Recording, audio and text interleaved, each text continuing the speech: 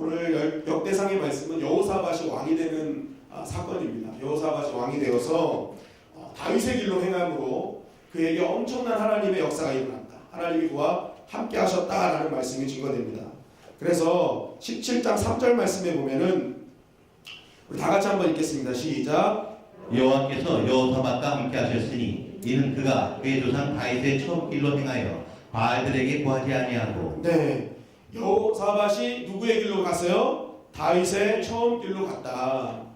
당시에 이 이스라엘 상황은요, 남유다와 북이스라엘로 나눠져 있었습니다. 그런데 남유다 왕은 이제 여호사밧이 된 것이고요, 북이스라엘 왕은 아합 왕이었습니다. 근데 아합은 역대 왕 중에 가장 악한 왕이라고 알고 있습니다. 그래서 이 악한 왕 아합에게는 하나님이 함께 하시지 않았어요. 그런데 그런 하나님과 함께하지 않는 왕이 어떤 길로 갔느냐 하면 성경에서는 그것이 여로보암의 길이라고 얘기합니다. 여로보암의 길. 다윗의 길과 여로보암의 길로 나눠진 것입니다.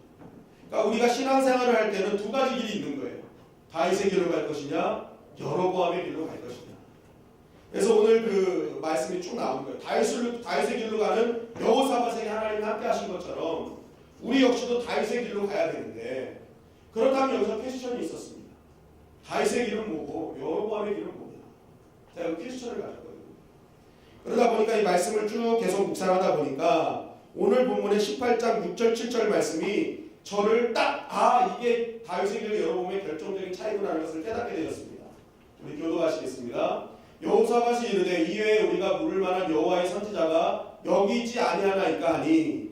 이스라엘 왕이 여호사밧에게 이르되 아직도 임물라의 아들 미가야 한 사람이 있으니 그로 말미암아 여호와께 부를 수 있으나 그는 내게 대하여 좋은 일로는 예언하지 아니하고 항상 나쁜 일로만 예언하기로 내가 그를 미워하나이다 하더라. 여호사밧이 이르되 왕은 그런 말씀을 마소서 하니. 네, 아합이 이제 여호사밧이 아합과 사돈관계를 맺습니다.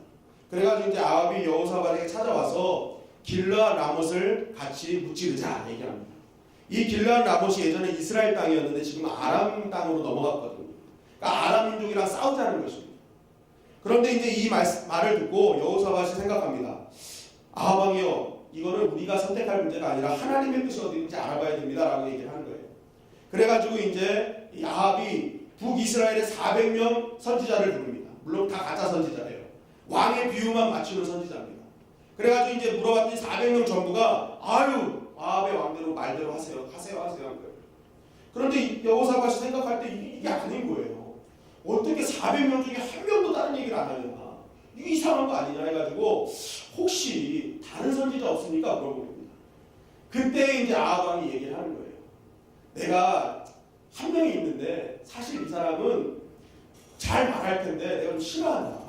그 이유가 뭐냐면 그는 내게 대하여 좋은 일로는 예언하지 아니하고 항상 나쁜 일로만 예언하기로 내가 그를 미워하기 때문이다. 그러니까 이 미가야라는 선지자가 있는데 이 사람은 내가 좋아하는 말 하지 않는다는 거예요. 다 내가 나쁜 말만 한다는 거예요. 그런데 보세요. 미가야가 예언하는 말이 그 아합에게 나쁜 말입니까? 아합은요, 하나님 원하시는 다윗의 길로 간 사람이 아니라 여로보암의 죄의 길로 가니까 미가야가 하나님 입장에서 하시는 모든 말씀이 무슨 말이에요? 심판의 말이고 자기한테 저주의 말인 거예요. 그러니까 자기한테 좋은 말이에요, 나쁜 말이에요? 다 나쁜 말이죠. 자기 삶이 죄의 삶을 사니까 하나님의 말씀은 다 자기를 넌 회개해야 돼, 이런 말이 들려오는 거예요. 그러니까 이거는 이 사람은 나한테 좋은 말 하나도 안 해. 이건 선지자가 아니야, 이렇게 한 것입니다. 제가 이것을 딱 보면서 다윗의 길이 이거고 여로보암의 길이 이거구나라는 것을 깨달았어요. 다윗의 길은 무엇이냐? 하나님의 말씀이 그것이 나에게 들려올 때 저주의 말씀이든 그것이 듣기 싫은 말씀이든 간에 그 말씀이 나를 살리는 하나님의 말씀임을 깨닫고 그 말씀을 내 말씀으로 묵상하는 자는 다윗의 길로 가는 사람입니다. 그런데 내가 말씀을 들을 때 그 말씀이 나에게 너무 찔리는 말씀이에요. 맨날 나한테 회개하라고 그러고 자복하라고 그러고 그런 말씀 들려오니까 이거는 좋은 말씀이 아닌 것 같아요. 그래서 내가 좋아하는 말씀만 취해가지고 그냥 내 뜻대로만 움직이는 이 사람은 결국 어떤 길로 가는 거예요? 여로보암의 길로 가는 것입니다.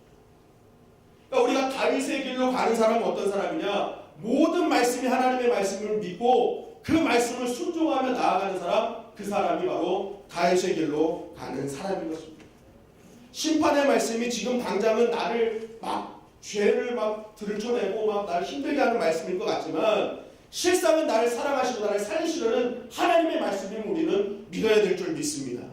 그 말씀 붙들고 돌아가면 나는 사는 것입니다. 그래서 베드로와 가룟 유다의 차이가, 결정적인 차이가 바로 여기 있었던 것이죠. 말씀대로 돌아갈 것이냐, 아니면 끝까지 내 의를 붙잡고 살 것이냐. 이렇게 신앙생활하는 분들이 있습니다. 고전 이야기죠. 아침에 일어나면 하나님 하루에 말씀이 어떤 나에게 말씀을 주십니까? 그렇게 딱 한 장 딱 열리는 분들이 있잖아요. 다 해서 오늘 이 말씀이다, 이 말씀이다. 그죠? 어떤 사람이 딱 폈답니다. 그랬더니 가룟 유다가 가서 못 메어 죽으니라 이렇게 나왔거든요. 그래가지고 하나님 이 말이 됩니까 하고 다시 한번 해보자 하고 딱 했더니 너도 이와 같이 하라 또 나왔더라고요. 그래서 이건 안 됩니다. 3-4번입니다 하고 딱 폈더니 내가 할 일을 속히 하라 라고 나옵니다. 여러분 우리가 이렇게 성경을 봐서는 안 된다는 거예요. 우리가 바이블 타임을 지금 나눠드리지 않습니까? 매일매일 저도 이렇게 이제 스티커 붙여가면서 하는데 얼마나 꿀송이처럼 달지 몰라요. 우리 교육자들도 김효식 목사님 인도하에 매일 아침 경건회를 하거든요. 이걸 가지고 묵상하면서 읽고 있습니다. 그럼 한번 보십시오. 이렇게 매일매일 말씀 중에 항상 나에게 좋은 말씀이 있겠습니까? 때로는 나를 막 찌르고 아파하게 하는 말씀이 있단 말이에요. 그럼에도 불구하고 하나님 오늘 또 나를 통해서 다시 살리기를 원하시는구나 라고 믿고 그 말씀 순종하면 오늘 우리는 다윗의 길로 가는 것입니다. 그런 자에게 여호사밧의 은혜가 있게 되는 것입니다. 여러분 우리 주님의 영광께 모든 성도님들은 다윗의 길로 가므로 말미암아 하나님이 주신 복을 누리는 저와 여러분들이 되시기를 주님의 이름으로 간절히 축원합니다. 오늘 제가 여기까지 묵상한 것이고요. 자, 사도신경 들어가도록 하겠습니다. 오늘은 10번째 시간입니다. 10번째 시간으로 따라하시겠습니다. 성령을 믿사오며 성령을 믿사오입니다. 원문을 보겠습니다. 원문 네, 한번 다 같이 읽겠습니다. 시작. 네. 네, 다시 한번 읽겠습니다. 시작. 네. 우리 안수집사님이 좀 더듬으세요. 이게 처음으로 더듬으시는 걸 처음 봤습니다. 네. 크레도 인 스피리툼 상토입니다. 네, 여기서 크레도는 무엇입니까? 믿는다라는 뜻이죠. 믿는데 어떻게 믿느냐는 거예요. 크레는 심장이라는 뜻이고 도는 드린다는 뜻입니다. 그래서 심장을 드린다라는 뜻이거든요. 그러니까 내가 심장을 드린다는 것은 무엇입니까? 심장은 생명이에요. 그러니까 내가 성령을 믿는데 스피리툼 상토가 성령님이거든요. 성령님을 믿는데 내 생명을 드리도록 믿는다는 뜻입니다. 성령을 믿사오며라는 뜻에는 내가 성령님을 내 생명을 다해 믿겠습니다라는 뜻이 담겨 있는 것입니다. 여러분 성령님을 생명을 다해 믿고 계십니까? 자신이 없으신데요. 네. 왜냐하면 이게 눈치를 채셨는지 이 성령님을 생명을 다해 믿는다는 고백 속에 굉장히 중요한 영적 의미가 담겨 있기 때문에 그렇습니다. 여러분 이 성령을 믿사오면 굉장히 짧은 고백 같습니다. 굉장히 짧은 고백인데 그러나 이 고백에 대해서 우리는 쉽게 넘어갈 수 없음을 우리는 알아야 됩니다. 왜냐하면 이 고백은요 이 성령을 믿사오며라는 이 한 절에 국한된 것이 아니라 앞으로 이제 성령을 믿사오며 거룩한 공유하면서 쭉 나오는 그러한 말씀 속에 다 들어있는 말씀이기 때문에 그렇습니다. 즉 거룩한 공예와 성도의 교통과 죄의 문제, 부활의 문제, 영생의 문제 이거를 딱 나눌 때 가장 먼저 성령을 믿사오며가 먼저 등장했거든요. 결국 이 나중에 나오는 이 성도의 교제, 거룩한 공예, 죄의 문제, 부활의 문제 이 모든 것들은요 성령님이 없이는 할 수 없는 것이다. 성령님을 생명을 다해 믿는 이런 믿음 없이는 할 수 없는 거예요. 왜냐하면 성령이 주도적으로 하시는 사역들이거든요. 거룩한 공예와 성도의 교제와 죄의 문제와 부활의 문제, 영생의 문제 이 모든 문제가요 성령님께서 주도적으로 하시는 사역이기 때문에 우리가 성령님을 생명을 다해 믿지 않으면 이 모든 고백들은 다 헛것이 되는 것입니다. 그래서 이 성령을 믿사오며 라는 것은 굉장히 중요한 것입니다. 성령을 믿지 못하면 거룩한 공예도 없고 성령을 믿지 못하면 성도의 교제도 이룰 수 없으며 성령 없이는 죄사함과 부활과 영원히 사는 일을 믿을 수도 없고 행할 수도 없는 것입니다. 여러분 그렇다면 왜 성령 없이는 안 될까요? 왜 성령이 도대체 무엇이기에?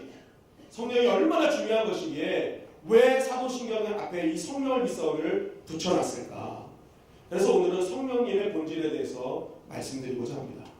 우리 사도행전 4장 3절 4절 말씀 교독하시겠습니다. 베드로가 가로되 아나니아야 어찌하여 사단이 내 마음에 가득하여 내가 성령을 속이고 땅값 얼마를 감추었느냐. 땅이 그대로 있을 때에는 내 땅이 아니며 한 후에도 내 임의로 할 수가 없더냐. 어찌하여 이 일을 내 마음에 두었느냐. 사람에게 거짓말한 것이 아니요 하나님께로다. 네, 아나니아와 삽비라가 자기 소유를 다 팔아서 하나님께 드리기로 했는데 그것을 하지 않고 얼마를 감췄죠. 감춰서 어떻게 됩니까? 이제 거짓말을 했더니 이 베드로가 얘기합니다. 내가 성령을 속이고 땅값 얼마를 감추었느냐라고 얘기합니다.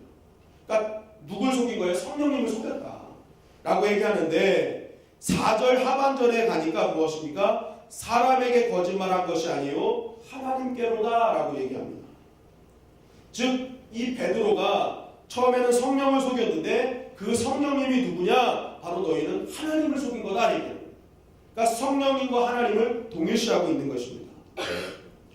로마서 8장 9절 말씀 우리 다 같이 읽겠습니다. 시작. 만일 너희 속에 하나님의 영이 거하시면 너희가 육신에 있지 아니하고 영에 있나니 누구든지 그리스도의 영이 없으면 그리스도의 사람이 아니라. 네, 사도 바울 역시도 성령을 가리켜 하나님의 영, 그리스도의 영이라고 얘기합니다. 결국 이 두 말씀의 본질, 성령의 본질을 얘기하는 것은 무엇입니까? 성령님은 하나님이시면서 예수님입니다. 성령님은 하나님이시면서 예수 그리스도라라고 얘기하는 것입니다. 결국 모든 이 신약의 말씀을 쭉 보면은요, 이 초대교회 사도들과 이 사도행전을 기록한 누가 그리고 초대교회 모든 성도님들이 이 성령님을요 하나님으로 인식하고 있었다는 거예요. 성령님을 예수님으로 인식하고 배우고 고백하고 있었다는 것입니다. 결국 이 성령님은 성부 하나님, 성자 예수님 그리고 성령님을 동일하게 한 분이라는 것을 성경은 우리에게 증거하고 있는 것입니다. 여러분 사실 우리는 성령하면 가장 떠올리는 것이 무엇입니까? 성령님, 성령 충만하면 무엇을 떠올려요? 어떤 성령으로 이루어지는 현상적인 부분에 초점이 맞춰진단 말입니다. 예언하고 방언하고 치유하고 귀신 쫓고 이 성령하면 우리가 이것에 먼저 집중하게 되는데 물론 성령님이 임하시고 성령께서 역사하시면 이러한 현상은 일어납니다. 그러나 성령님은요 이것이 본질은 아니라는 것이죠. 우리가 자꾸만 이러한 현상적인 부분에 초점이 맞춰지니까 우리가 자꾸만 어떡합니까? 여기에만 혈안을 맞추고 여기에만 열광을 하는 것입니다. 내가 방언을 못하면 성령 충만한 사람이 아닌 거죠. 내가 무언가 안 되면 성령의 사람이 아닌 것처럼 우리가 자꾸만 생각을 하게 되는 거예요. 그러니까 여기에만 골똘히 뭉치는 것입니다. 여러분 우리는 그래서 어떡합니까? 이런 것에 열중하다 보니까 성령님을 와달라고 자꾸만 부탁을 하는 것이죠. 그런데 오늘 말씀에도 보니까 성령님은 누구세요? 하나님이시잖아요. 성령님이 누구세요? 그리스도시잖아요. 그럼 우리는 성령님한테 와라 가라 하는 거는 누구한테 왔다 갔다 하는 거예요? 누구한테 명령하고 있는 거예요? 하나님께 자꾸 와달라고 하는 거예요. 나한테. 좀 오라는 거예요. 오라는. 예수님은 지금 오라고 막 우리가 명령하고 있는 것입니다. 왜 이렇게 됩니까? 그러니까 성령님에 대해서 잘 알지 못하기 때문에 그렇습니다. 이 성령님을 마치 인격이 없는 무슨 능력이나 현상에 불과하는 것처럼 매도해버리기 때문에 그렇습니다. 그러니까 성령을 그냥 물건 다루듯이 하는 거예요. 근데 이렇게 하면 안 된다는 거예요. 왜요? 성령님은 누구세요? 하나님이세요. 성령님은 누구세요? 예수 그리스도세요. 그러니까 성령님은 우리가 인격이 없는 어떤 현상처럼 막 그냥 다루어서는 안 된다는 것입니다. 성령님 우리가 오라가라 할 대상이 아니라 우리가 예배드려야 할 대상이라는 것입니다. 그런데 우리가 왜 이런 눈을 봉합니까? 성령에 대한 정의가 잘못 내려져 있기 때문이죠. 여러분 성령의 역사를 부인하는 것이 아닙니다.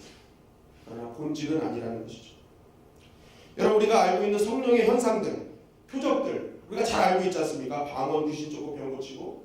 그런데 여러분 이러한 현상은요 다른 종교에서도 다 일어나요. 무당들도요 병 고치고요, 무당들도 예언하고 귀신 쫓아요.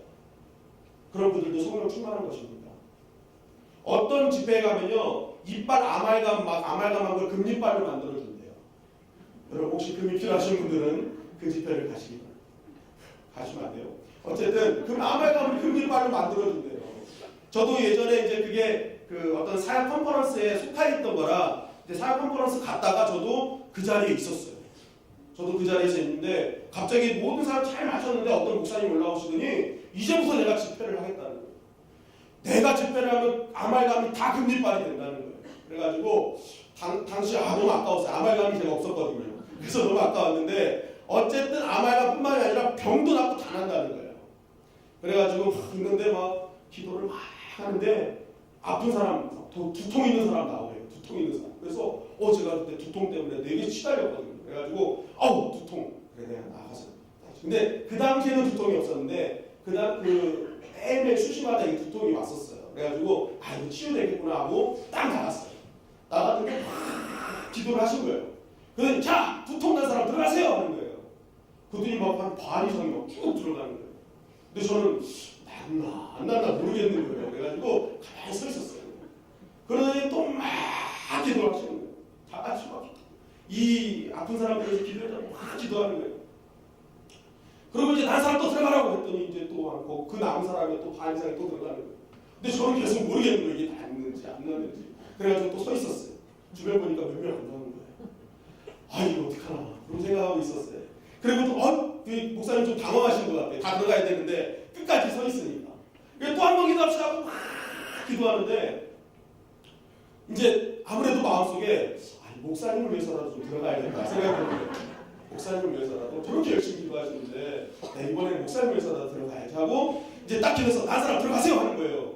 그래서 이제 들어갔어요. 그런데 갑자기 이 목사님이 제 쪽을 쳐다보시면서 낫지도 않는데 들어간 사람이 있어요 그러는 거예요. 그래서 순간 생각했어요. 진짜 저분은 기도의 사람이든지 아니면은 잘 때려 맞추는 분이든지 뭐 이런 생각을 하게 됐는데 어쨌든 우리가 자꾸만 이런 현상에 막 몰린단 말입니다. 막 현상에 몰리는데 여러분 이 금리빨을 아말감으로 만들어주는 거요. 이슬람에서 300년 전에 했던 겁니다. 이슬람교에서 300년 전에. 그러니까 우리는 300년 전에 있었던 걸 이제서야 하는 거예요. 그러니까 우리가 현상에 쫓아가면 그것이 진짜 성령인 줄 알고 우리가 많이 착각을 하는데 그게 성령의 본질은 아니라는 것입니다.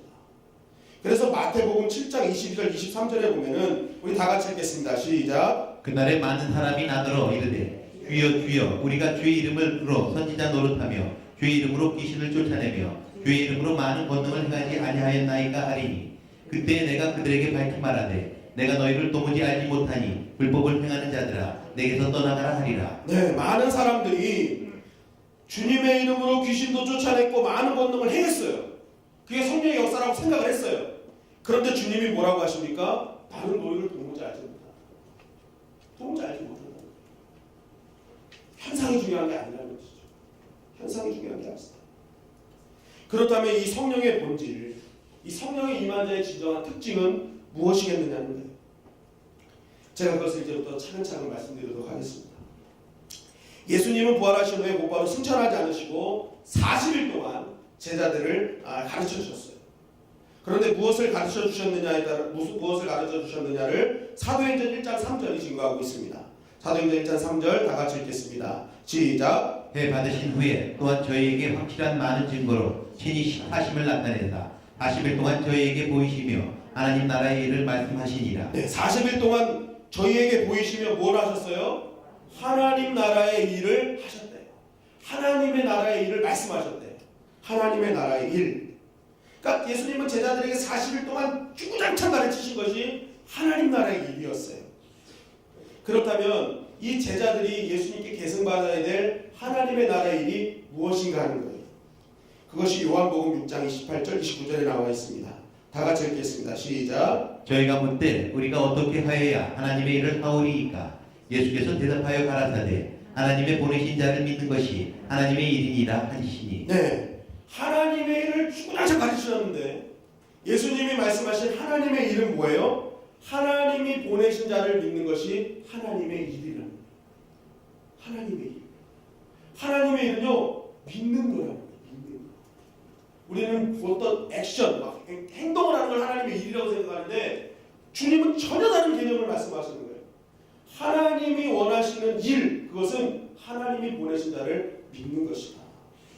그러니까 하나님의 나라의 일은 하나님의 백성들이 하나님과 예수님을 믿는 자로 완성되어지는 거예요. 진심으로 믿는 자로 완성되어지는 것이 하나님의 나라의 일이라는 것입니다.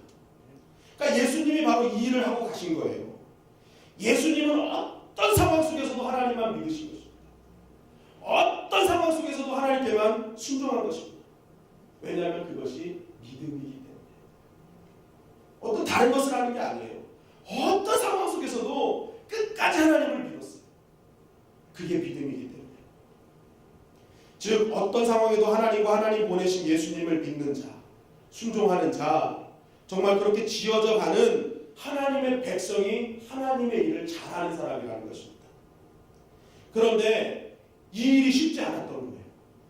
하나님을 어떤 상황 속에도 믿는다는 게 쉽지 않았던 거예요.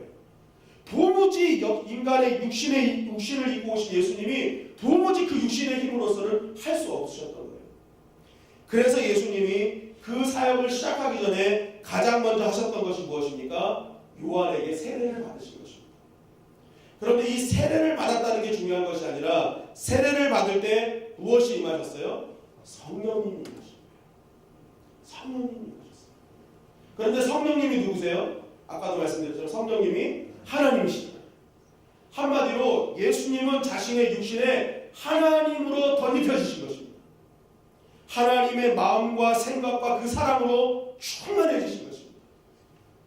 그러니까 원수 앞에서도 말씀대로 살고 원수 앞에서도 그 사람을 용서하고 원수 앞에서도 사랑할 수 있는 거예요. 왜냐하면 하나님으로 충만해지셨기 때문에. 하나님으로 충만해지셨기 때문에. 그러니까 하나님으로 충만해지신 이 예수님, 그러니까 모든 일들을 하나님 믿는 것에 집중할 수 있으셨던 거예요. 그러니까 하나님은, 주님은 말씀하시는 거예요. 이렇게 세례를 받고 성령을 받으시면서 우리에게 말씀하시는 거예요. 이제 내가 하나님의 일을 할 것인데 그것은 육신을 갖고 있는 내 힘으로는 절대 감당할 수 없는 일이야. 누군가를 위해 죽어야 되고 자기를 부인하고 십자가를 지는 일은 정말 힘든 일이야. 그래서 나는 내 힘을 의지하지 못하고 이제 하나님의 힘을 의지해야 됩니다 하고 하나님의 일을 의지해야 돼. 그게 뭐예요? 성령님 없이는 그건 도움할 수 없는 일이야 라고 주님이 친히 몸소 보여주신 것입니다. 그래서 예수님이 제자들에게 너희는 땅끝까지 복음의 증인이 되어라 라고 말씀하실 때에 어떻게 말씀하시는지 40일간 가르치신 하나님의 나라의 일을 가르치신 다음에 어떤 일을 하셨는지에 대해서 사도행전 1장 4절 5절이 우리에게 증거하고 있습니다.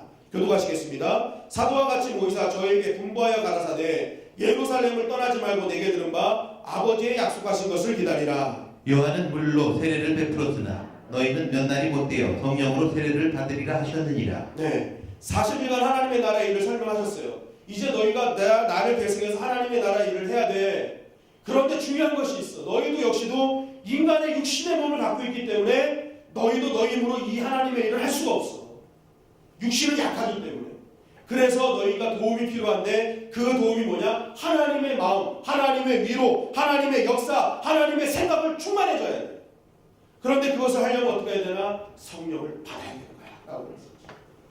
성령을 받아야 돼. 성령 받지 않으면 너희는 예루살렘을 떠날 생각도 하지 마 그런 거예요. 기다리라는 거예요. 자꾸. 그래야 어떡합니까? 하나님의 영으로 충만해진 다음에 너희가 세상에서 진정으로 하나님의 일을 감당할 수 있는 거야 라고 주님은 말씀하고 있는 것입니다.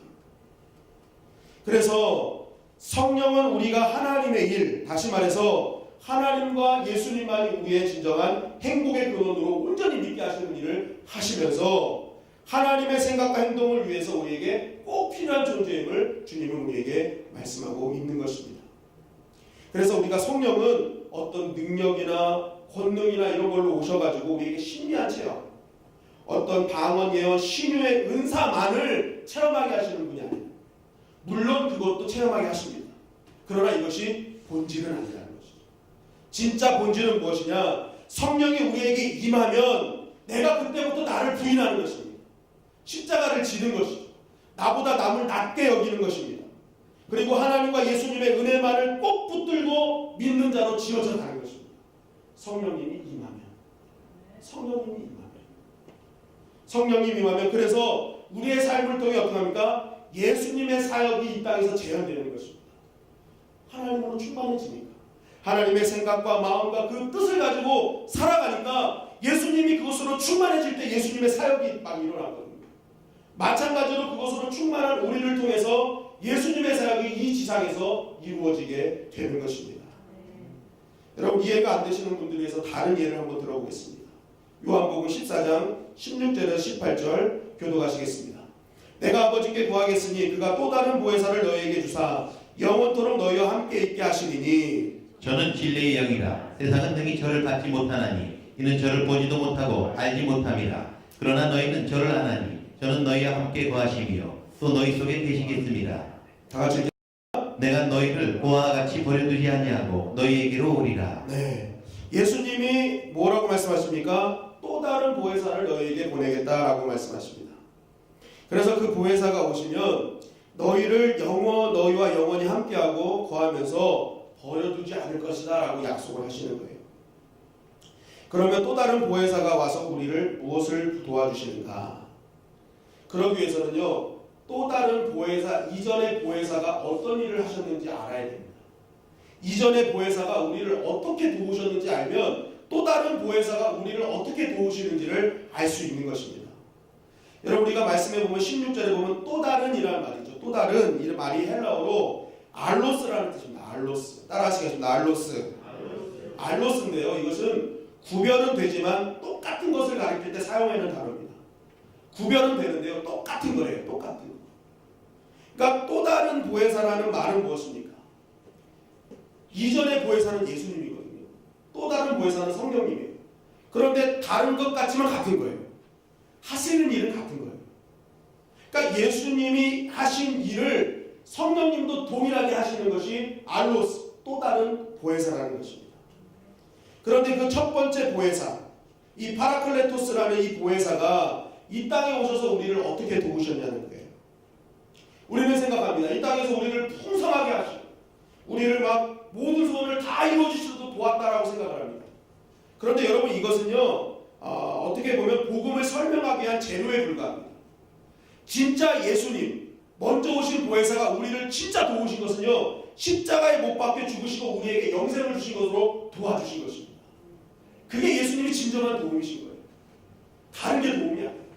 예수님이 이 땅에 오셔서 우리의 죄를 지고 십자가를 통해서 우리에게 영원한 생명을 주신 그것이 진정한 보혜사로서의 사명을 감당하신 것입니다.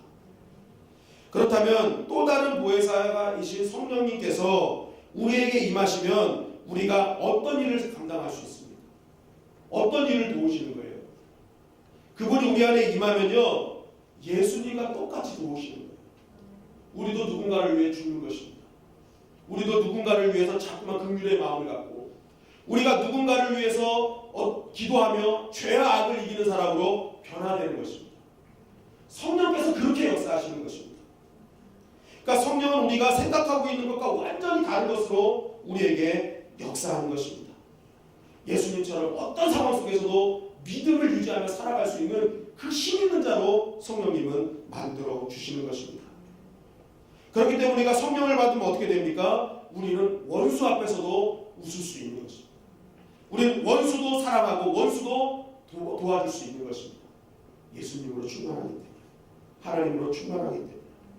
그래서 제자들이 실제적으로 이것을 보여주는 것이죠. 승천하시는 예수님 앞에서 이스라엘의 회복의 때가 언제입니까? 물어봤을 때 예수님이 말씀하십니다.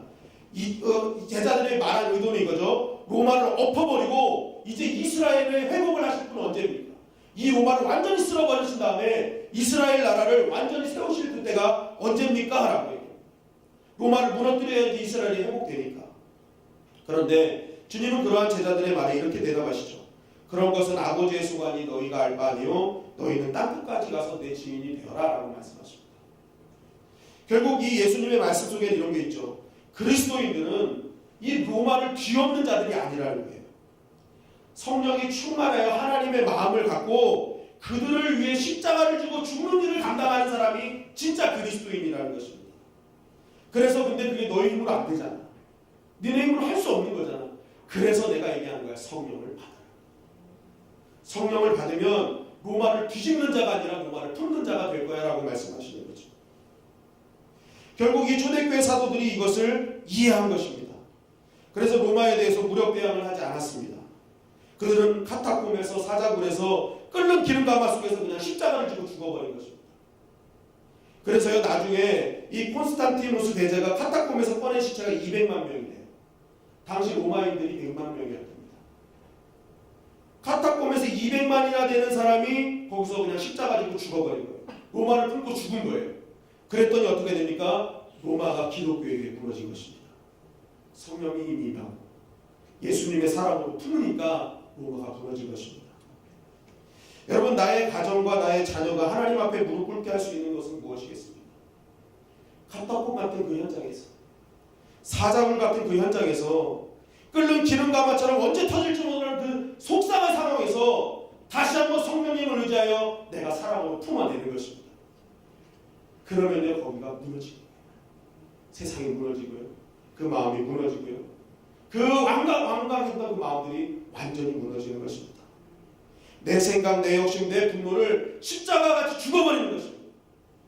그러면요 로마같이 그 철옹성 같은 세상이 무너진 것처럼 그 강팍한 모든 마음들, 하나님을 부인하고 저주하는 그 사람들의 마음이 한순간에 녹아져 버리는 것입니다. 주님은 그것을 말씀하고 있는 것입니다. 그래서 예수님께서 이렇게 당당하게 말씀하십니다. 요한복음 14장 8절 10절입니다. 한 절씩 교독하시겠습니다. 빌립이 이르되 주여 아버지를 우리에게 보여주옵소서. 그리하면 족하겠나이다. 예수께서 이르시되 빌립아 내가 이렇게 오래 너희와 함께 있으되 내가 나를 알지 못하느냐? 나를 본 자는 아버지를 보았거늘 어찌하여 아버지를 보이라 하느냐? 다 같이 읽겠습니다. 내가 아버지 안에 거하고 아버지는 내 안에 계신 것을 내가 믿지 아니하느냐? 내가 너희에게 이르는 말은 스스로 하는 것이 아니라 아버지께서 내 안에 계셔서 그의 일을 하시는 것이라. 네, 예수님이 자신의 모든 일들을 하시는 이유는요, 아버지께서 내 안에 계셔서 내가 그 일을 할 수 있다는 거예요. 아버지께서 내 안에 계시지 않으면 나 이 일을 할 수 없다는 것이죠. 아버지께서 나와 함께 하시기 때문에, 그분이 힘을 주시기 때문에 내가 이 일을 할 수 있다. 여러분, 이것은 우리 이 땅의 교회를 향한 하나님 주님의 메시지입니다. 성령 받으면 우리가 마징가 제트가 되고 터미네이터가 되는 것이 아니라는 것이죠. 그런 것이 막 뭐하면 이렇게 된다는 게 아니라는 거예요. 예언하고 방언하면 큰 능력을 받는 것이 아니라 점점 약한 자가 되고, 점점 겸손한 자가 되고, 점점 자기를 잃어가는 자가 되는 것이죠. 나를 다 죽이는 것이죠. 하나님이 임하시고 성령님이 임하시고. 여러분, 디모데후서 3장 16절을 이렇게 증거합니다. 다 같이 읽겠습니다. 시작. 모든 성령은 하나님의 감동으로 된 것으로 교훈과 책망과 바르게 함과 의로 교육하기 유익하니. 네, 성경이 무엇으로 인해서 쓰여졌습니까? 하나님의 감동, 하나님의 영과 성경은 연관이 되어 있는 것입니다. 결국 성령이 임한 사람의 특징은 무엇입니까? 하나님의 영이 임하기 때문에 하나님의 말씀과 하나님의 뜻대로 살아갈 수밖에 없다는 것입니다. 여러분, 나는 성령 받은 자인가? 나는 성령 받았나? 안 받았나? 그 고민 많이 되시잖아요. 그런데 오늘 말씀을 정확하게 증거하고 계세요. 너가 성령 받았느냐 안 받았느냐 판단하고 싶냐? 그러면 너가 지금 하나님의 말씀대로 살고 있으면 너는 성령의 사람이다라고 말씀하고 있는 것입니다. 하나님의 마음과 기준으로 삶을 풀어가고 있다면 너는 성령의 사람이다라고 성경은 우리에게 말씀하고 있는 것입니다. 이런 기준이 없으니까 우리가 자꾸만 헷갈리는 거예요. 내가 성령을 받았는지, 성령을 받지 않았는지, 성령 충만한 사람인지, 내가 그냥 방언 못하면 성령 충만한 사람이 아니라고 생각하잖아요. 내가 어떤 특별한 체험이 없으면 성령 충만한 사람이 아니라고 생각하잖아요. 그런데 성경은 그게 아니라는 거예요. 너가 말씀대로 살고 있으면 성령 충만하다는 것입니다. 하나님의 마음을 가지고 원수를 사랑하고 있으면 성령 충만하다는 것입니다. 내가 특별한 어떤 능력을 체험하지 못했어도, 내 모습에 뭐가 나타나지 않아도 내가 오직 하나님의 마음을 품고 내 자녀를 감싸고 있고 내 모든 가정을 품고 있고 내 남편을 끝까지 사랑하고 있으면 너 성령 충만하다는 것입니다. 성경이 오늘 우리에게 그것을 말씀하고 있는 것입니다. 여러분, 이렇게 될 때 우리는 이제 답이 풀립니다. 왜 성령의 역사를 통해 사도신경 마지막 부분에 거룩한 공예가 나오고 성도의 교제가 나오고 죄와 부활과 이런 부분이 왜 나오는지 알게 되죠. 한번 보십시오. 하나님처럼 생각하고 말하고 예수님의 삶을 그대로 사는 성령의 사람이 되면 어떻게 됩니까? 거룩한 공예를 만들어낼 수 있다. 이 거룩한 공예가 홀리 카톨릭 처치예요. 이 카톨릭이라고 하니까 많은 분들이 천주교라고 생각하는데 이 카톨릭은요 보편적인 뜻입니다. 보편적인 교회. 그러니까 우리가 성령 충만하여서 하나님으로 충만하여서 하나님의 말씀과 뜻과 은혜로 살아가면 그때부터 그러한 마음이 모인 사람들이 교회에 모이면 그때 어떻게 된다는 거예요? 차별 없는 보편적인 교회. 누구나 올 수 있는 보편적인 교회. 세상의 기준으로 수준 높은 사람과 낮은 사람까지도 모두 포용할 수 있는 그러한 보편적인 교회로 되어질 수 있다는 것이죠. 그래서 예수님 주변에 그 아리마대 요셉, 거대 부자인 아리마대 요셉이 있었고 사내들인 공의회에 의원 니고데모가 있었습니다. 어부와 창녀와 세리와 백부장 모두가 있었잖아요. 남녀노소 빈부귀천을 따지지 않고 예수님 주변에 모두 모였어요. 왜냐하면 예수님은 하나님의 마음을 가지신 분이기 때문에. 그러니까 예수님을 통해서 거룩한 공교회가 만들어지고 세워지게 된 것입니다. 그런 성령 받은 자들이 있으니까 교회가 교회답게 되는 것입니다. 그리고 이러한 자들이 마음을 가진 자들이 교회 안에 있으니까 성도의 교제가 어떤 교제가 이루어지는 거예요? 진짜 하나님이 좋아하시는 성도의 교제가 일어나는 것입니다. 내 욕심대로 나오지 않잖아요. 이러한 하나님의 마음 품은 자들의 교제가 얼마나 아름답겠습니까? 거기가 천국이 되는 것입니다. 그러니까 성령을 믿는 자는 성도의 교제를 통해서 놀라운 하나님의 나라를 이룰 수가 있는 것이죠. 그리고 그러한 믿음을 가진 자가 죄를 이기고 부활의 소망을 갖는 것은 당연한 것입니다. 그러니까 성령을 믿사오며 라는 것이 얼마나 중요한 고백입니다. 나머지의 모든 그런 예수님의 그런 이 땅에서 이루신 지상 사역들, 하나님의 그런 놀라우신 일들을 다 이뤄낼 수 있는 유일한 원동력이 성령을 믿사오며 생명을 다해 성령을 믿는 이 믿음에 다 달려있는 것입니다. 그렇다면 우리가 어떻게 이런 성령을 받을 수 있겠습니까? 아까도 말씀드렸지만 성령은 하나님이신데 내가 오라가라 할 수 없는 분인데 이 성령을 그럼 나는 어떻게 받아요? 그걸 알아야 되지 않습니까? 요한복음 16장 7절입니다. 우리 다 같이 읽겠습니다. 시작. 그러나 내가 너희에게 실상을 말하노니 내가 떠나가는 것이 너희에게 유익이라. 내가 떠나가지 아니하면 보혜사가 너희에게로 오시지 아니할 것이요 가면 내가 그를 너희에게로 보내리니. 네, 예수님께서 말씀하십니다. 보혜사가 언제 오신다는 거예요? 예수님 말씀하신 보혜사가 언제 오신다는 거예요? 내가 떠나야 보혜사가 올 것이다 라고 말씀하십니다. 결국 이 성령님, 보혜사는요 예수님의 죽으심과 십자가와 부활에 연결되어 있는 것입니다. 예수님이 떠나셔야지만이 성령님은 오셔요. 예수님이 죽으셔야지만이, 십자가에 달리셔야지만이, 부활하셔야지만이 성령님이 오십니다. 그러니까 성령은 와달라고 해서 느껴지는 것이 아니라 성령의 역사는요 예수님께서 나를 위해 죽으시고 부활하시고 다시 살으시고 다시 오실 것을 믿는 자, 그러니까 예수님이 나를 위해 돌아가신 것을 알고 그 피값을 은혜로 여기는 자, 정말 예수님 앞에 나의 죄를 회개하고 자복하는 그 사람을 통해서 성령님은 역사해 주신다는 것입니다. 내가 눈물 뿌려서 성령님 오세요, 와주세요 이렇게 해서 성령님이 오시는 것이 아니라는 거예요. 내가 죽을 죄임을 자복하고 예수님이 오늘도 나를 위해 십자가에 달려 돌아가셨구나, 죽으셨구나, 나를 살리셨구나라는 것을 믿는 순간 성령님이 나에게 역사하신다는 거예요. 성령 충만을 나에게 허락해 주신다는 것입니다. 그렇기 때문에 우리가 성령의 충만을 받기 위해서는요 성령님을 거스리는 죄를 짓지 말고 성령님을 거스리는 죄를 지었으면 회개해야 되는 것입니다. 그리고 십자가를 무시하지 말고 십자가의 영광을 위해서 살아가는 자가 되어질 때 성령님은 나에게 충만하게 역사되는 것입니다. 사도행전 2장 37절 38절은 이렇게 증거합니다. 우리 다 같이 읽겠습니다. 시작. 그들이 이 말을 듣고 마음에 찔려 베드로와 다른 사도들에게 물어 이르되 형제들아 우리가 어찌할꼬 하거늘 베드로가 이르되 너희가 회개하여 각각 예수 그리스도의 이름으로 세례를 받고 죄 사함을 받으라. 그리하면 성령의 선물을 받으리니. 네, 베드로 역시도 똑같은 얘기를 하잖아요. 너희가 회개하여 죄 사함을 받으라. 그리하면 성령을 선물로 받으라. 십자가에 달려 돌아가신 예수 그리스도를 기억하며 너희가 그 십자가 앞에 지은 죄를 통곡하며 회개할 때에 성령의 선물로 임하여야 될 것이다 라고 말하고 있는 것입니다. 결국 성령은요 죄사함 이후에 주어지는 하나님과의 연합인 것입니다. 그렇기 때문에 우리 주님의 영광교회가 예수님의 사역이 재현되는 교회가 되고자 할 때, 더 나아가서 우리가 진짜 그리스도의 증인으로 쓰임받고자 할 때 우리가 먼저 해야 될 것은 무엇입니까? 회개하고 자복하는 것입니다. 십자가 붙드는 것입니다. 정말로 예수님이 나를 위해 돌아가셨음을 진짜 믿는 거예요. 그러면요, 그 순간 성령님이 역사하시고 우리 마음속에 하나님의 영으로 충만해짐으로 말미암아 우리를 통한 지상에서 예수님의 사역이 재현되기 시작하는 것입니다. 여러분, 우리 가정이 하나님 뜻 가운데 온전히 세워지고 모든 삶의 모든 것들이 온전히 회복되어지기 원할 때 우리가 먼저 해야 될 것은 무엇입니까? 바로 십자가를 붙드는 것입니다. 예수님께서 나를 위해 돌아가셨음을 깨닫고 내 자녀와 정말 우리 가정의 모든 지은 죄를 통곡하며 회개하는 것입니다. 그럴 때 그 가정이 성령님께서 임하시고 하나님의 긍휼과 위로가 임하시면서 가정이 회복되는 것입니다. 자녀와 부부가 회복되고 모든 삶의 모든 것들이 한순간에 회복되는 역사가 일어나는 것입니다.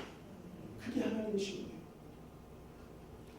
여러분, 우리가 성령의 충만함을 받으면 하나님의 마음과 생각과 뜻이 우리 안에 침투해버리는 것입니다.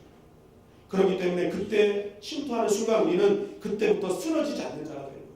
어떤 상황 속에도 쓰러지지 않고 올곧이 하나님의 뜻을 위해 묵묵히 걸어나가는 자가 될 수 있는 것입니다. 그리고 더 나아가서 그런 사람들이 우리 교회에 모일 때에 우리 주님의 영광교회가 남녀노소 빈부귀천을 막론하고 누구나 와서 함께 하나님을 찬양하는 거룩한 공교회가 되어질 줄 믿습니다. 진짜 우리 주님의 영광교회가 보편적인 교회, 이 시대에 정말 낮은 자나 높은 자나 모든 자들이 모여서 예배드리는 부흥하는 교회가 되길 원한다면 오늘 이 시간 그 십자가 붙드는 우리 모두가 되기를 주님의 이름으로 간절히 축원합니다. 그러면 이 교회는 거룩한 공교회가 되는 것입니다. 여러분, 오늘 이 밤 다시 한번 십자가를 묵상하시길 바랍니다. 나를 위해 십자가에 달려 돌아가신 예수 그리스도를 붙잡는 밤 되시기를 간절히 바랍니다. 정말 그동안 지었던 모든 죄를 자복하고 회개하는 밤 되기를 간절히 바랍니다. 그럴 때에 여러분들이 일으키시고 여러분 가정을 세우시고 여러분들 삶의 모든 것을 허락하시는 그 하나님의 놀라운 은혜가, 그 위로가 오늘 우리 삶 가운데, 우리 심령 가운데 침투하실 줄 믿습니다. 이 말씀 붙들고 오늘도 승리하는 저와 여러분들 되시기를 주님의 이름으로 간절히 축원합니다.